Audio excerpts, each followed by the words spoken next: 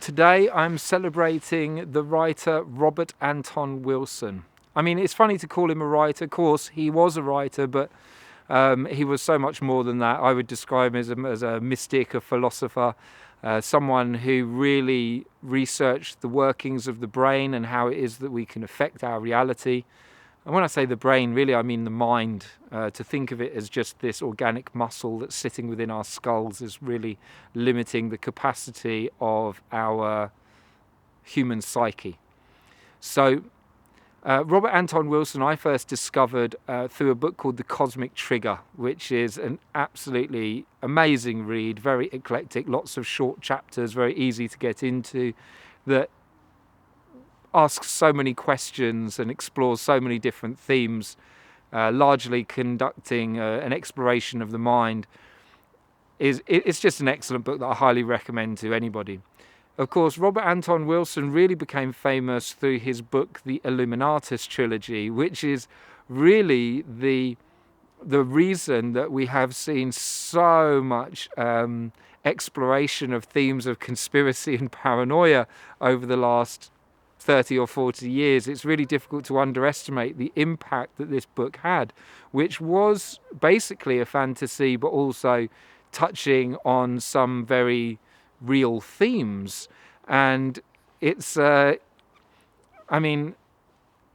very strange thing to consider, this word conspiracy, which is obviously a very natural expression of what it is to be human. People conspire with each other all the time, within families, within church groups and small organizations, sometimes to do good and sometimes to do ill. So there's no getting away from conspiracy as something that's part of human society. People conspire with each other. So to deny that any conspiracy exists is just so absurd. But then equally, some people take their theories of conspiracy to levels of ridiculous absurdity. Now, there may be incredible conspiracies that have existed on this planet through decades and centuries. I mean, it's ridiculous to think that the insurance companies and the banks don't conspire with each other. We've got clear evidence of their conspiring together. The amazing writer R. Edward Griffin, in his documents about what happened on Jekyll Island and what was brought into being through the Federal Reserve, is a very tangible, documented example of the corruption and the conspiring that goes on levels of big business, stuff that we find difficult to truly imagine the magnitude of. And yet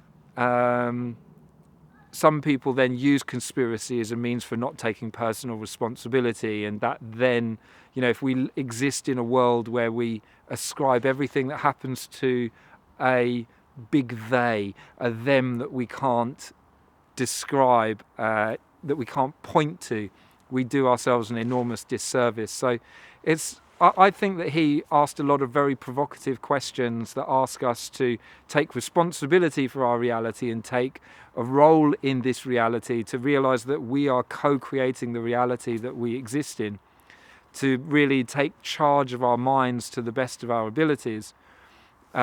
He did an enormous service to the world, even if he ended up in the course of that maybe